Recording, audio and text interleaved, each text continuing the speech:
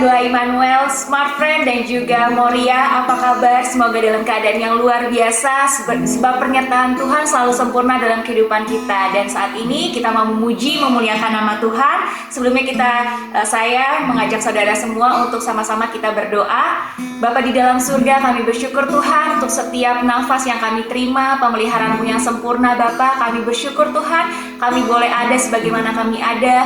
Dan kami mau Bapa hari ini untuk memuji, memuliakan nama-Mu Tuhan. Berkati ibadah kami dari awal, pertengahan hingga akhirnya, biar nama-Mu saja yang ditinggikan dan dipuji dan dimuliakan. Amin. Mari sama-sama jemaat Tuhan kita bersorak-sorai buat Tuhan Yesus Kristus.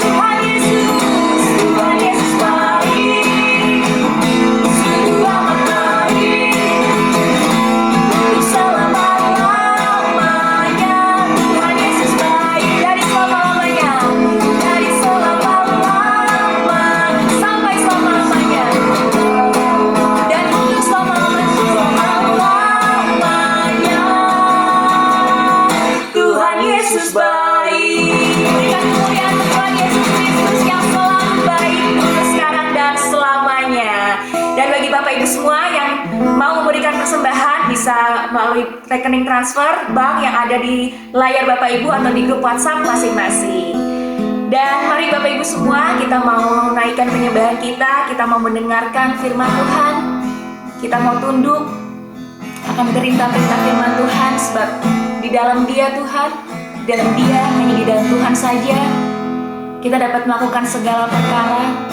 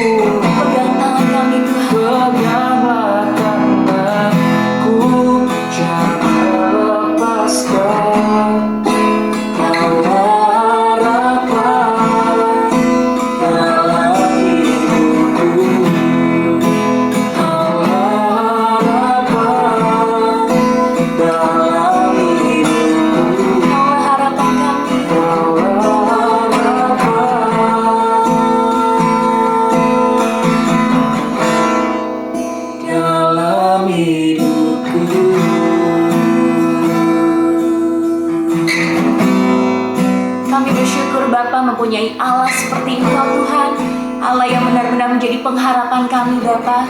Apapun Tuhan yang menjadi pergumulan kami saat ini Tuhan, mungkin sakit penyakit, permasalahan lainnya Tuhan yang sekarang saat ini kami hadapi Bapa, kami percaya Tuhan pertolongan-Mu tidak pernah terlambat. Tangan-Mu pasti akan memegang tangan kami Tuhan ketika kami dalam kesulitan.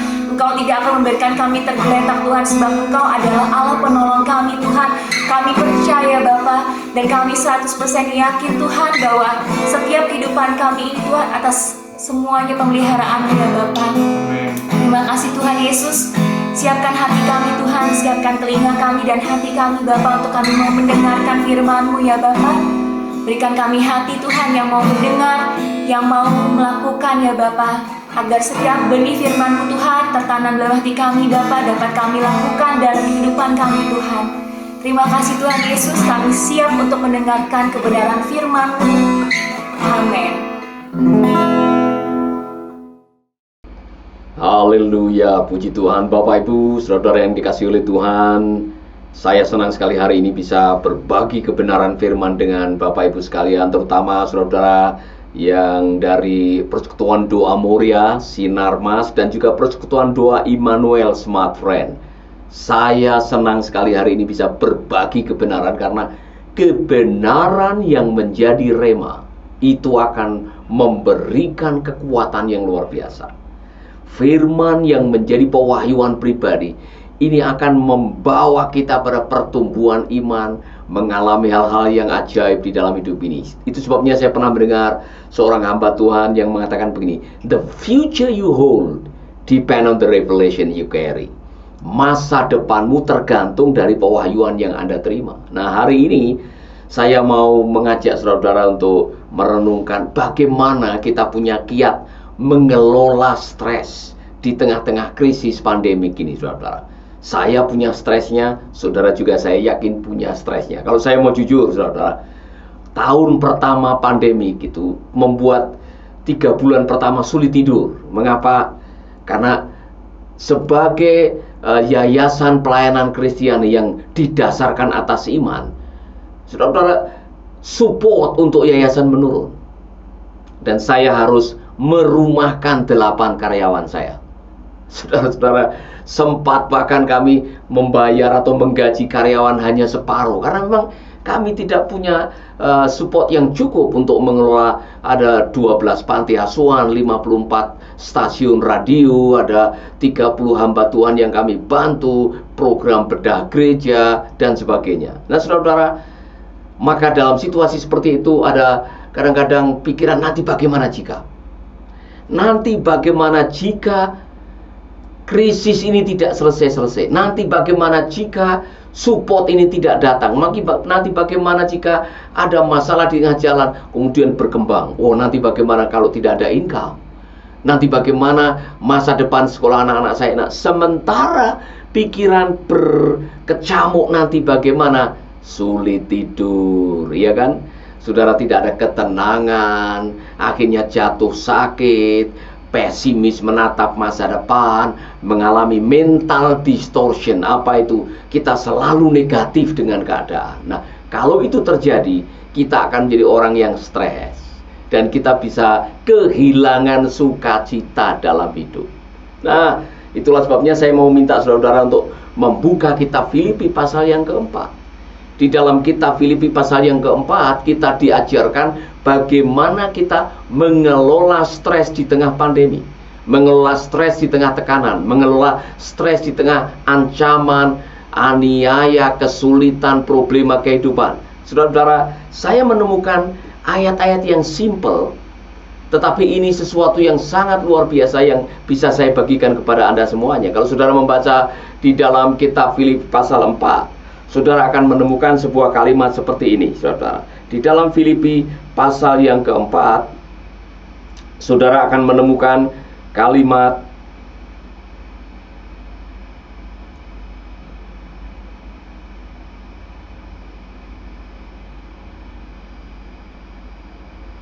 bersukacitalah senantiasa dalam Tuhan.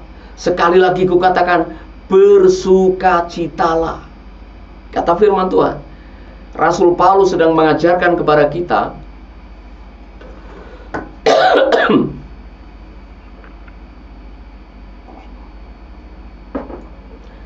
Rasul Paulus mengatakan di dalam ayat yang kedua, Euodia kunasehati dan Sintike kunasehati supaya sehati sepikir dalam Tuhan. Kata kuncinya adalah sehati sepikir.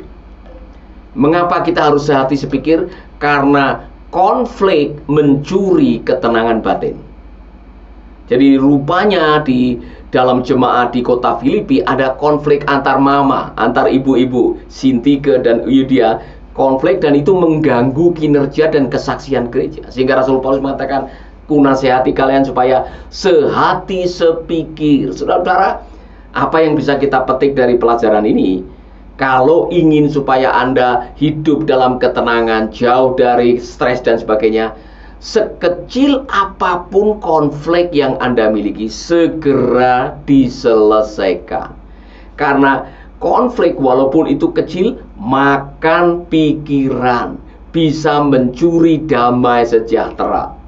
Maka saya percaya apa yang saya baca mengatakan bahwa selama konflik, selama ada krisis pandemik ini, banyak pernikahan yang berakhir dalam perceraian. Mengapa?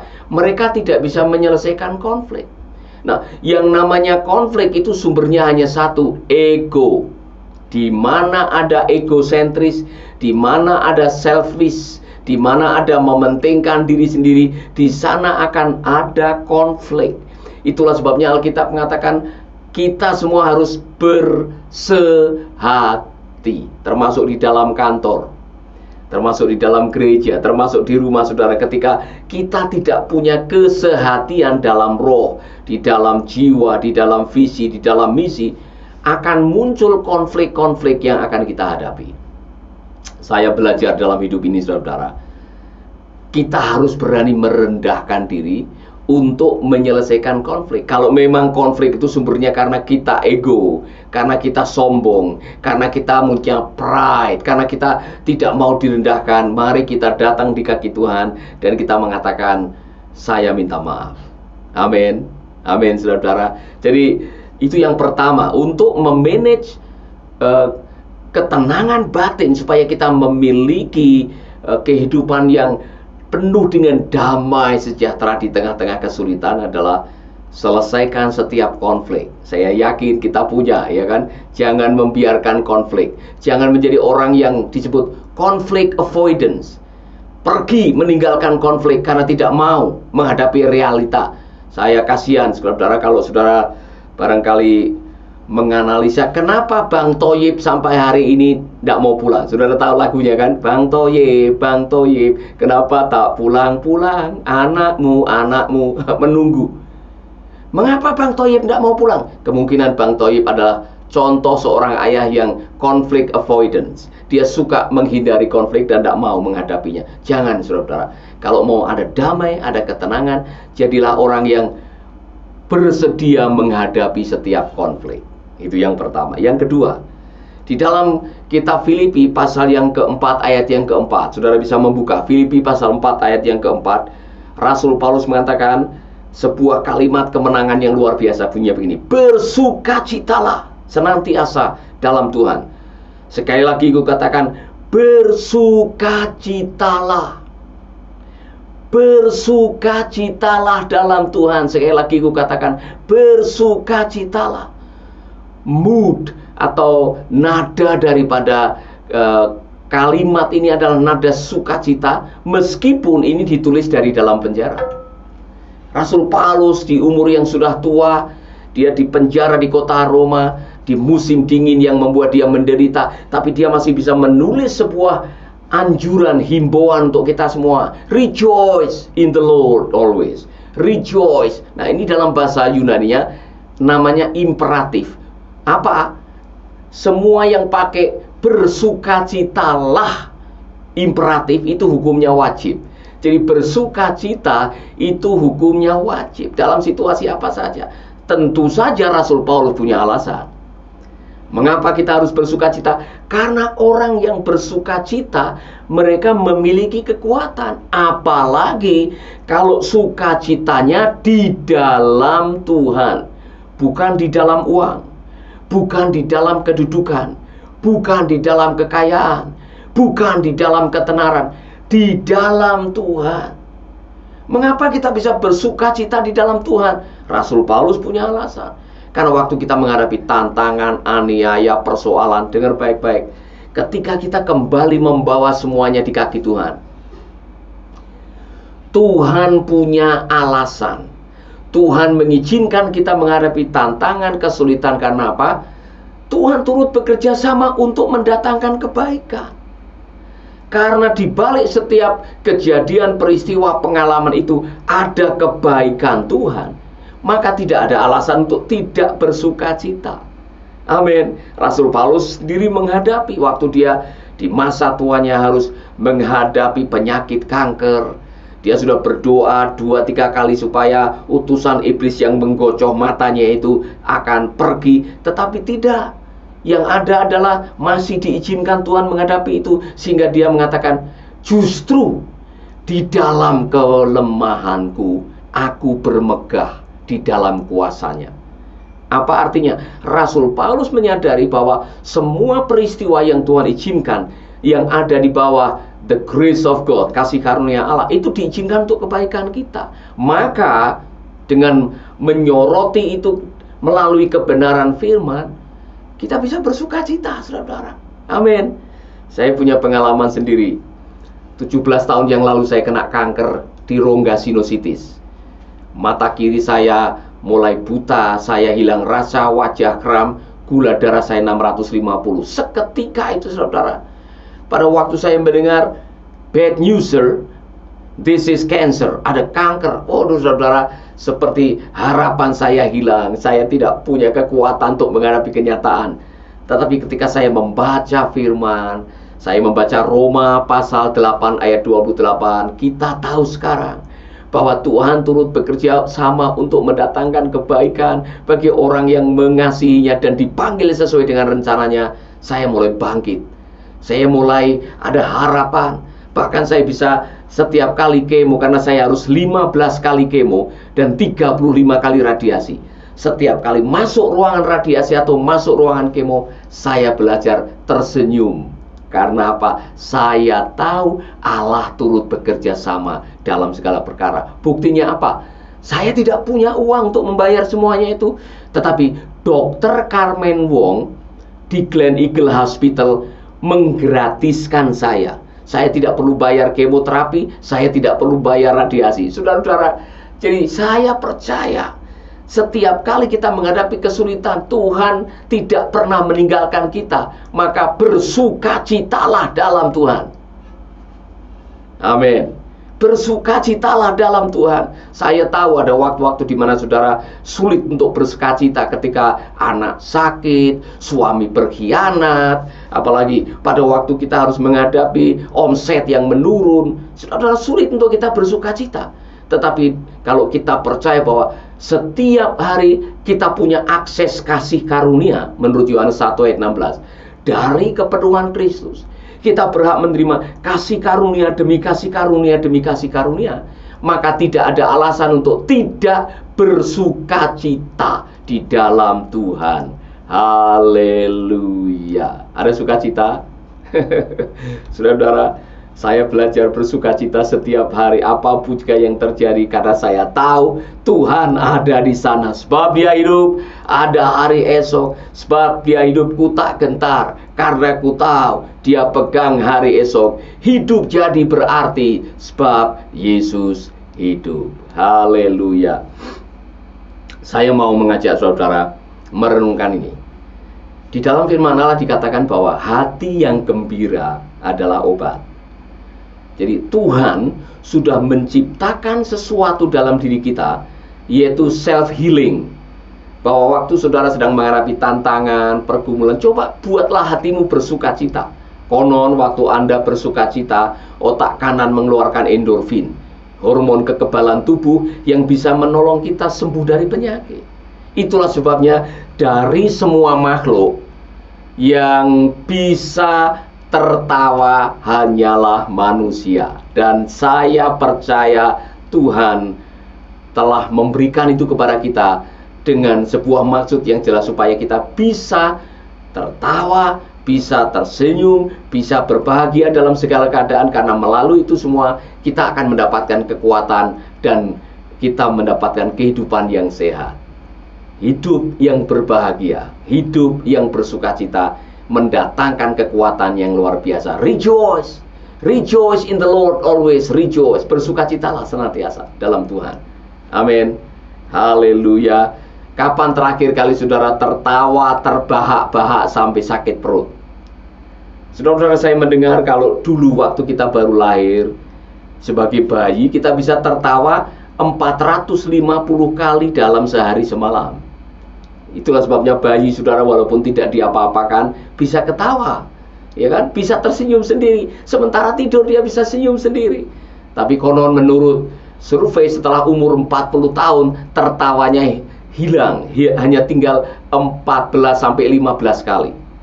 Lalu kemana yang 335 kali ketawanya? Hilang, ditelan oleh tagihan, ditelan oleh konflik, ditelan oleh masalah, ditelan oleh kesulitan. Nah, itulah sebabnya saya mengajak saudara untuk kembali rejoice in the Lord.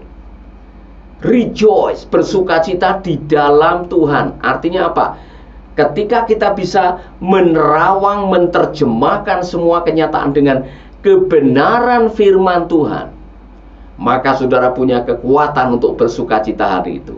Contoh yang paling bagus adalah Nabi Ayub. Saudara mungkin pernah mendengar Nabi Ayub, orang yang saleh, jujur, takut akan Tuhan, menjauhi kejahatan. Suatu saat dihadapkan dengan kenyataan di mana semua yang dimilikinya hilang. 7.000 kambing disambar petir, 3.000 ontanya dirampok, 1.000 lembunya dicuri oleh orang, 10 anaknya mati kerobohan rumah. Oh saudara-saudara, dalam keadaan seperti itu Ayub masih bisa memuji Tuhan. Nah, kalau saya mau belajar dari Ayub, saya mau belajar bagian ini. Apa rahasia Ayub bisa memuji Tuhan di tengah-tengah kesulitan, bisa bersukacita? Saya yakin karena Ayub punya keyakinan yang kuat. Dia mengucapkan kalimat ini: aku lahir dengan telanjang, aku kembali dengan telanjang. Tuhan yang memberi, Tuhan yang mengambil. Terpujilah nama Tuhan. Ayub masih bisa memuji. Walaupun hidupnya sedang diuji, Ayub masih bisa bersukacita karena dia tahu bagaimana caranya meresponi kenyataan yang tidak sesuai dengan harapan. Gunakanlah firman Tuhan. Maka bersukacitalah di dalam firman Tuhan. Karena firman Tuhan adalah alat tafsir yang paling baik untuk menghadapi kenyataan. Amin. Saya tidak tahu situasi Bapak Ibu, tetapi mungkin kita sedang diizinkan menghadapi konflik, menghadapi tantangan, menghadapi pergumulan. Gunakan kebenaran firman sehingga saudara bisa mensyukuri, bisa berterima kasih kepada Tuhan karena Tuhan mengizinkan semuanya itu. Karena firman Tuhan mengatakan segala perkara dapat kutanggung di dalam Dia yang memberikan kekuatan kepadaku. Amin. Amin. Jemaat yang dikasihi oleh Tuhan, mari kita akan belajar berikutnya ayat yang ke-6. Ayat yang ke-6 dikatakan begini. Di dalam firman Allah dikatakan seperti ini: cara terbaik untuk engkau mengelola hidup saudara untuk bisa keluar dari stres adalah janganlah hendaknya kamu khawatir. Ayat yang ke-6 Filipi pasal 4. Janganlah hendaknya kamu khawatir tentang apapun juga, tetapi nyatakanlah dengan segala hal keinginanmu kepada Allah dalam doa dan permohonan dengan ucapan syukur. Saudara-saudara, firman Allah mengatakan janganlah hendaknya kamu khawatir. Karena khawatir, takut, cemas itu yang membuat kita tidak bisa tidur. Saudara tahu arti kata khawatir dalam bahasa Inggris? Khawatir itu artinya to choke. Ini saudara-saudara, to choke, mencekik. Dan firman Tuhan mengatakan bahwa khawatir itu sangat berbahaya. Yesus mengatakan, apakah dengan kekawitan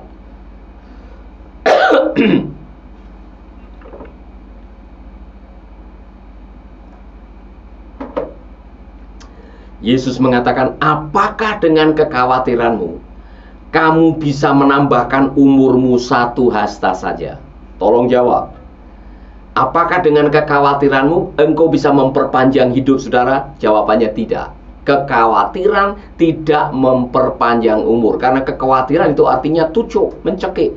Kalau saudara mencekik diri sendiri, saudara akan mati. Nah, itu diteguhkan oleh sebuah buku yang saya baca, How to Win Worry, bagaimana mengatasi rasa khawatir. Buku ini didasarkan atas survei ilmiah yang dilakukan oleh Dr. Edward Poloski, mantan ketua Rumah Sakit Umum Amerika, yang meneliti 2000 pasien. Dari 2000 pasien itu, pada akhirnya Dr. Edward Poloski menyimpulkan bahwa mereka ini sebetulnya tidak perlu dokter, tidak perlu obat, tidak perlu opnam kalau mereka bisa mengatasi rasa khawatir. Jadi khawatir itu punya korelasi yang dekat dengan penyakit. Kalau tidak percaya saudara, khawatirlah senantiasa, maka saudara akan sakit-sakitan. Katanya mulai dari sakit kepala, leher kenceng, dada nyesek, mahnya kambuh, sampai kanker, sampai stroke, sampai buta. Itu ada kaitannya dengan khawatir. Itulah sebabnya kalau saudara ingin menjalani kehidupan kita ini dengan ketenangan dan penuh dengan damai sejahtera, saudara harus melawan khawatir. Persoalan, sampai hari ini belum ada obat anti khawatir. Oh, saudara-saudara, kalau saudara pergi ke apotek dan menanyakan, apakah ada obat anti khawatir? Tidak ada. Khawatir hanya bisa dikalahkan dengan yang namanya iman. Jadi semakin kuat iman saudara, semakin cepat kekhawatiran Anda hilang dari tubuh, dari pikiran Anda. Saudara-saudara, semakin kuat iman saudara, semakin tenang kehidupan jiwa saudara. Saya mau kasih ilustrasi kursi ini, saudara. Saya duduk di kursi. Mengapa saya bisa duduk dengan tenang? Mengapa saya bisa duduk dengan nyaman? Karena saya percaya bahwa kursi ini punya kekuatan untuk menopang tubuh saya. Apa yang terjadi kalau saya meragukan kekuatan kursi ini? Kalau saya tahu ada kaki kursinya yang mau patah atau bagian dari kursi yang sudah rapuh, apa yang terjadi? Saya tidak akan bisa duduk dengan tenang. Akibatnya apa? Setengah duduk, setengah berdiri. Kalau saya melakukan ini setengah duduk, setengah berdiri, pada akhirnya saudara-saudara, saya akan menghadapi kesulitan. Saya bisa sakit pinggangnya, ya kan? Jadi sama dengan hidup ini. Saudara-saudara, kekhawatiran itu mencuri ketenangan.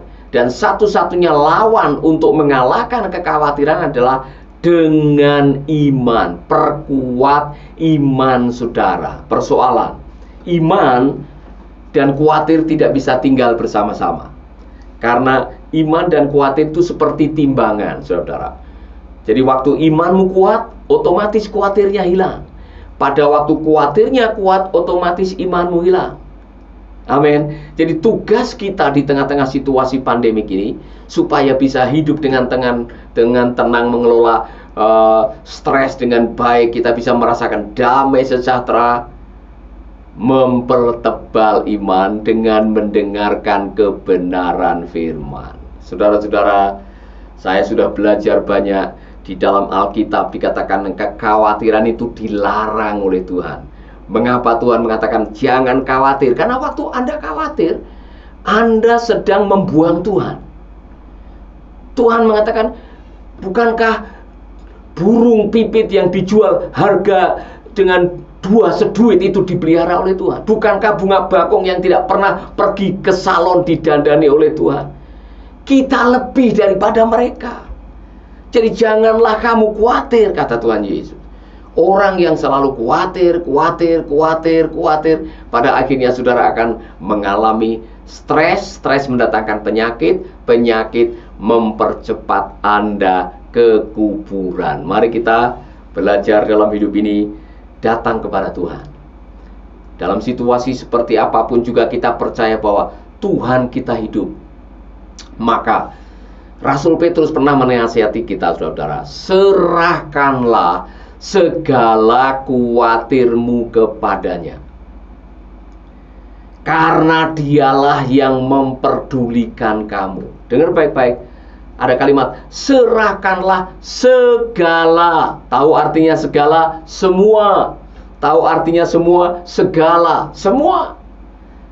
Kita kadang-kadang sebagai manusia kita memilah, oh yang ini saya masih bisa menghandle, yang itu saya tidak bisa, oh yang ini saya bisa selesaikan sendiri. Saudara-saudara, saya mau mengatakan apapun juga yang menjadi kecemasan, ketakutan, kekhawatiranmu, serahkan itu kepada Tuhan. Maka damai sejahtera yang melampaui segala akal akan memerintah hidup saudara. Amin. Don't worry, be happy. Hakuna Matata. Mari kita belajar tiap hari, apapun juga yang sedang kita hadapi, belajar untuk bersuka cita di dalam Tuhan. Karena apa? Di dalam Tuhan selalu ada pertolongan dalam kehidupan kita. Amin. Amin, saudara-saudara. Yang keempat.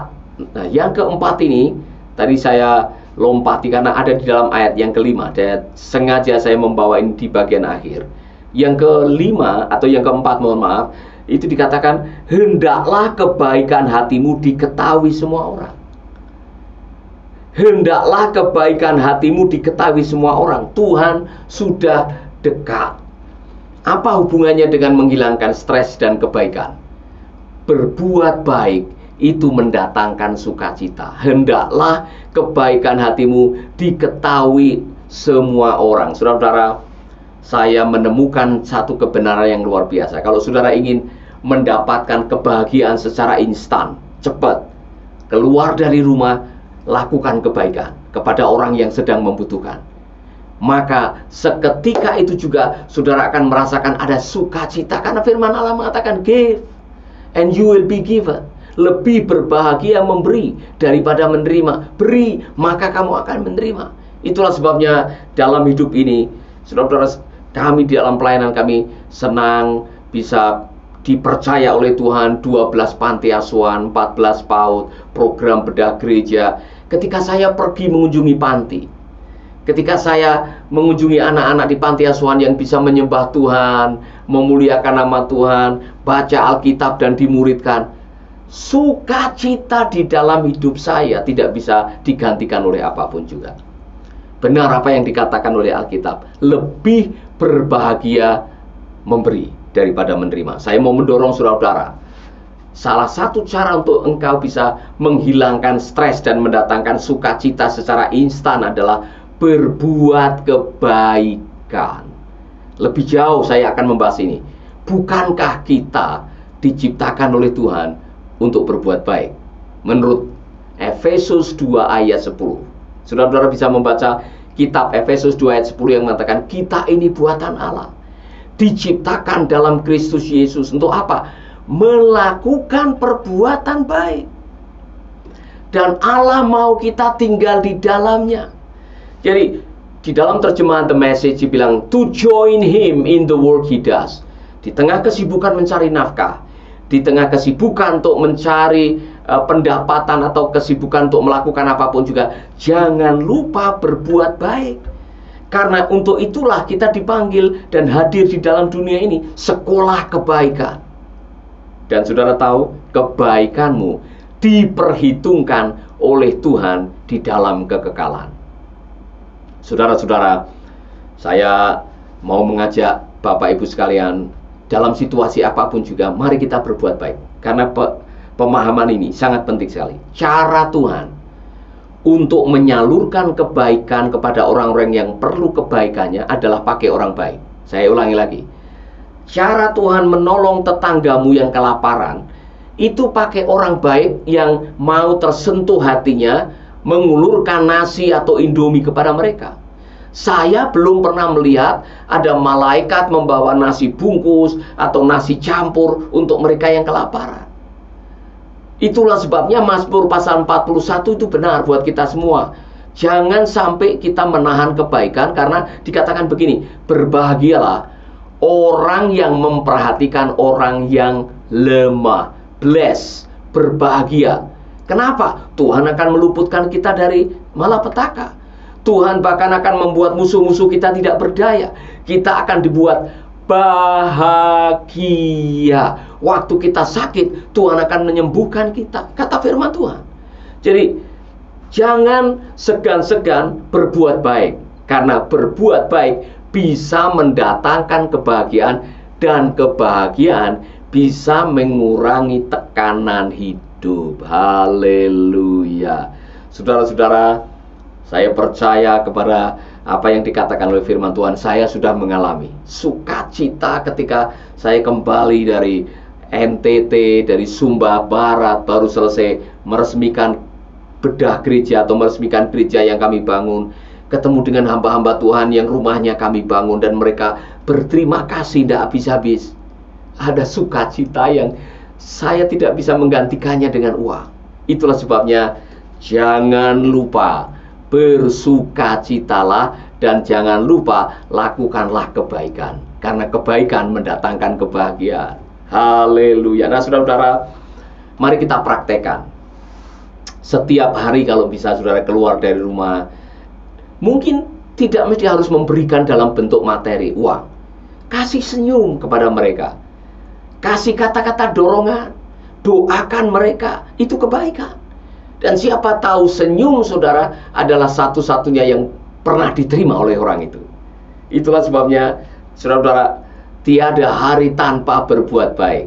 Bahkan, saya belajar sesuatu, bahwa orang-orang yang melakukan kebaikan dan orang-orang yang sudah tahu untuk apa dia hidup dan diberkati adalah orang-orang yang menemukan makna kehidupan. Dan orang yang sudah menemukan makna kehidupan atau arti kehidupan biasanya cenderung bahagia. Amin. Saya tutup dengan kesaksian ini. Beberapa tahun yang lalu saya diundang oleh Pak Horschel. Pak Horschel tinggal di Atlanta, Amerika, dan dia meminta saya tinggal di rumahnya satu malam. Ini orang kayanya bukan main, saudara, karena dia pendiri Ritz-Carlton. Dia juga mendirikan kelompok hotel yang namanya Capella. Kalau di Ubud itu paling mahal katanya. Tapi di umur ke-80 dia merasakan tidak lama lagi hidupnya. Apalagi dia kena kanker 5 tahun yang lalu. Di saat pagi kami makan, tiba-tiba dia mengajukan pertanyaan, Pastor Paulus, apa yang harus saya lakukan? Saya punya segalanya dalam hidup ini. Saya punya uang, saya punya nama, saya punya kekayaan, saya punya perusahaan, tapi ada sesuatu yang kosong dalam diri saya. Apa yang harus saya lakukan? Saudara-saudara, saya menggunakan kesempatan itu langsung untuk berbagi dengan Bapak Horschel, dan saya mengatakan, menemukan makna hidup itu dengan berbagi. Kalau Bapak ingin menemukan significance of life, bukan mengumpulkan, tapi dengan membagikan. Amin. Saudara-saudara, sejak saat itu, hotelnya yang ada di Nusa Dua, setiap hari Jumat memasak buat anak-anak panti asuhan kami yang ada di Denpasar. Dia berbagi dengan anak panti dan dia senangnya bukan main. Saya mengatakan kepada kita semua, jangan takut berbuat baik, karena kebaikan mendatangkan rasa kebermaknaan, dan kebermaknaan mendatangkan sukacita, sehingga sukacita itu bisa mengurangi stres Anda. Itu hubungannya. Amin. Haleluya. Saya tidak tahu situasi saudara-saudara, saya tidak tahu masalah yang sedang saudara hadapi, tapi kalau akhir-akhir ini saudara jauh dari senyum, sulit tertawa, kurang bahagia, hidup dengan rasa seperti ketakutan, yang pertama, selesaikan konflik segera. Segera, jangan menunggu, jangan nanti. Selesaikan sekarang juga. Konflik dengan pasangan hidup saudara, konflik dengan teman saudara, konflik dengan mertua saudara, mungkin konflik dengan diri sendiri. Selesaikan segera. Yang kedua, saudara-saudara, bersukacitalah senantiasa. Bersukacitalah apapun yang terjadi, bersukacitalah, karena sukacita mendatangkan kekebalan tubuh. Hati yang gembira adalah obat, itu benar. Yang ketiga, jangan khawatir, berhenti dari kekhawatiran dan belajar menyerahkan segala kekhawatiranmu kepada Tuhan. Amin. Kekhawatiran tidak menguntungkan apa-apa. Jangan pernah pelihara khawatir dalam hati saudara, karena kekhawatiran merampok sukacita saudara. Dan yang keempat, hendaklah kebaikan hatimu diketahui oleh semua orang.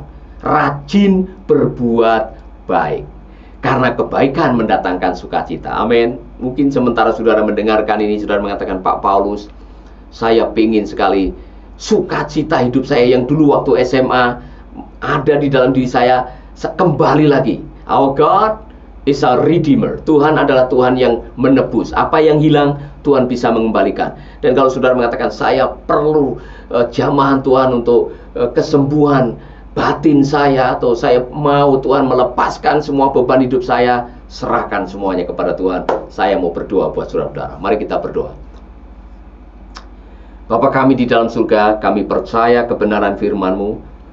Firman-Mu adalah ya dan amin. Dan hari ini kami berdoa agar kiranya Tuhan akan menjadikan firman ini menjadi rema, kebenaran yang akan menguatkan, meneguhkan, dan memberkati hati kami. Secara khusus kami berdoa buat semua saudara-saudara kami di dalam persekutuan doa ini, agar kiranya Tuhan memberikan kepada kami keberanian untuk menyelesaikan konflik, keberanian untuk bersuka cita dalam segala keadaan, keberanian untuk menyerahkan segala kekhawatiran kepada Tuhan, dan keberanian untuk melakukan kebaikan untuk kemuliaan nama Tuhan. Berkati persekutuan doa ini, berkati saudara bersaudara, berkati kami semua, berkati anak-anak kami, berkati masa depan mereka, berkati perusahaan ini Bapa. Di dalam nama Yesus kami berdoa. Haleluya, amin, amin, amin. Tuhan memberkati saudara-saudara. Saya yakin firman ini bisa menjadi rema yang akan menguatkan hidup saudara. Sampai jumpa di kesempatan yang lain. God bless you.